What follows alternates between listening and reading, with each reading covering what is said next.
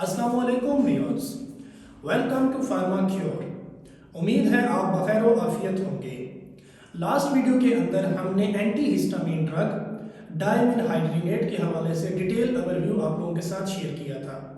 आज उसी वीडियो के अंदर हमने लास्ट में आप लोगों से कहा था कि हम इंशाल्लाह नेक्स्ट वीडियो के अंदर ऐसी ड्रग जो कि एंटी हिस्टामिन भी है और प्रेगनेंसी के अंदर भी सेफ है, उसके हवाले से आप लोगों के साथ डिटेल ओवरव्यू शेयर करेंगे।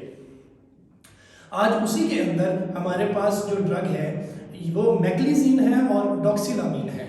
मैक्लिजीन जो है वो मेविडॉक्सिन ब्रांड नेम है और इसके अंदर पायरिडॉक्सिन विटामिन B6 भी अवेलेबल है। और सेकंड जो मैंने आप लोगों को बताया डॉक्सिलामाइन सक्सिनेमेट, वो इस एनविप के अंदर मौजूद है। डॉक्सिलामाइन है और साथ में इसके विटामिन B6 भी मौजूद है। अब इसके हवाले से हम डिटेल ओवरव्यू आप लोगों के साथ शेयर करेंगे। सबसे पहले हम मैक्लिजीन की बात करते हैं। मैक्लिजीन आपके पास एंटी हिस्टामिन है। सेम इसका जो मैकेनिज्म ऑफ एक्शन है कि ये आपके पास H1 को जाकर ब्लॉक करती है। और जो आपके पास डॉक्सिलामाइन है वो भी एंटी हिस्टामिन है, सेम मैकेनिज्म ऑफ एक्शन है। आपके पास जो मैक्लिजीन की डोज है वो 25 mg है, जबकि डॉक्सिलामाइन की जो डोज है वो 10 mg है। अब जब हम मैक्लिजीन के साथ पायरिडॉक्सिन की कम्बिनेशन देते हैं तो उसकी जो 50 mg उसका टैबलेट की फॉर्म में मौजूद होता है।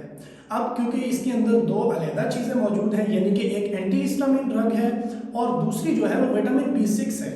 दोनों के मैकेनिज्म ऑफ एक्शन भी अलग हैं और दोनों के इंडिकेशन भी अलग हैं, लेकिन यहाँ पर इन दोनों को इकट्ठा एक कम्बिनेशन में यूज़ किया गया जिसको हम साइनर्जिस्टिक इफेक्ट यूज़ करते हैं। साइनर्जिस्टिक इफेक्ट इन अ सेंस ये है कि ये दोनों मिलकर प्रेगनेंसी की कैटेगरी के अंदर, प्रेगनेंसी की कंडीशन के अंदर एंटी इमेटिक ड्रग के तौर पर यूज़ होती हैं।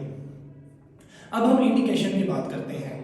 इंडिकेशन आपके पास जो मैक्लिजीन है या डॉक्सिलामाइन है वो ड्रग ऑफ चॉइस है प्रेगनेंसी के अंदर, क्योंकि इनका जो ये जब मेटाबोलाइज होते हैं, मेटाबोलाइट होने के बाद ना तो ये ब्लड ब्रेन बैरियर को क्रॉस करते हैं और ना ही ये आपके पास फीटल को किसी किस्म की डिफेक्ट कॉज करते हैं।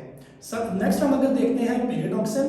पेरिडॉक्सिन जो है वो फूड सप्लीमेंट के तौर पर भी इस्तेमाल होता है और ये प्रोसेस करता है अमाइनो एसिड को, जिसकी वजह से मॉर्निंग सिकनेस। अब प्रेगनेंसी की कंडीशन के अंदर एक बड़ी ही कॉमन कंडीशन होती है जिसको हम मॉर्निंग सिकनेस कहते हैं। मॉर्निंग सिकनेस इन सेंस ये होती है कि जिस वक्त सुबह के वक्त, यानी कि जिस वक्त सुबह जागा जाता है तो उस वक्त जो आपके पास प्रेग्नेंट वुमेन है उसको ऐसा महसूस होता है कि जैसे वॉमिट होने वाली है। वो उसकी वजह ये होती है क्योंकि जो उसकी डाइट के अंदर प्रोटीन जो ज़्यादा इनटेक होता है, तो आपके पास प्रोटीन का जो मेटाबॉलिज्म है वो कन्वर्ट होता है अमाइनो एसिड में और उसके बाद वो बॉडी में न्यू प्रोटीन्स में कन्वर्ट होता है। तो जो आपके पास पेरिडॉक्सिन है ये इस अमाइनो एसिड के प्रोसेस को इंक्रीज करता है।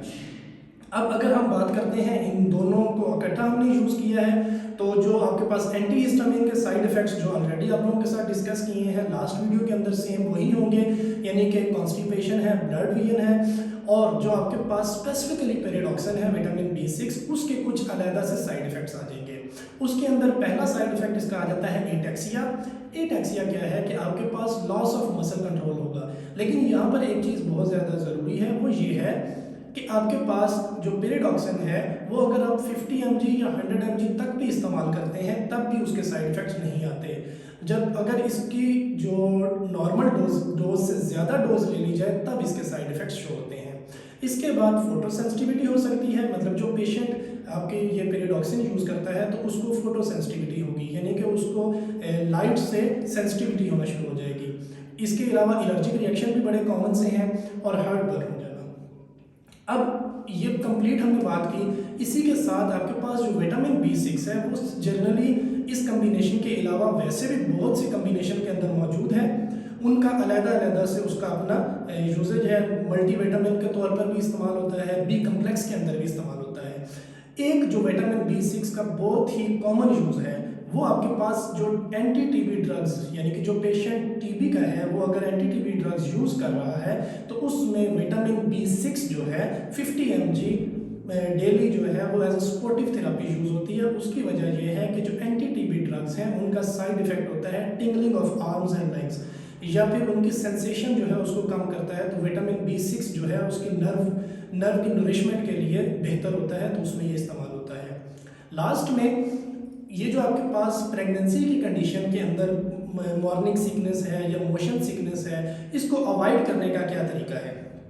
इसको अवॉइड करने के लिए जो प्रेग्नेंट वुमेन है वो ज़्यादा से ज़्यादा कार्बोहाइड्रेट और लिपिड का इंटेक करें, प्रोटीन का इंटेक थोड़ा सा कम कर दें, और साथ में जो भी उसने फूड इंटेक करना है उसकी फ्रीक्वेंसी बढ़ा दी जाए। यानी कि अगर वो 4 आवर्स के बाद एक ख़ास हद से ज़्यादा फूड इस्तेमाल करना है तो उससे बेहतर है कि वो 2 आवर्स के बाद उसी फूड को दो हिस्सों में कन्वर्ट कर ले। उससे ये होगा कि उसकी बॉडी का जो मेटाबॉलिज्म है वो स्लोली उसको मेटाबोलाइज करता रहेगा और आसानी से जो प्रोटीन है वो अमाइनो एसिड में कन्वर्ट हो जाएगी और ये वाली जो कंडीशन है ये कम से कम होगी। उम्मीद है आपको ये वाली वीडियो बेहतर लगी होगी। इंशाल्लाह नेक्स्ट वीडियो के अंदर हम प्रेगनेंसी की जो कैटेगरीज हैं उसके हवाले से आप लोगों के साथ डिटेल ओवरव्यू करेंगे और फिर उससे आगे प्रेगनेंसी के अंदर बाकी जो कंडीशन है उनके अंदर कौन कौन सी ड्रग ऑफ चॉइस है वो आप लोगों के साथ सिंगल करके डिटेल से ओवरव्यू किया जाएगा। Thank you.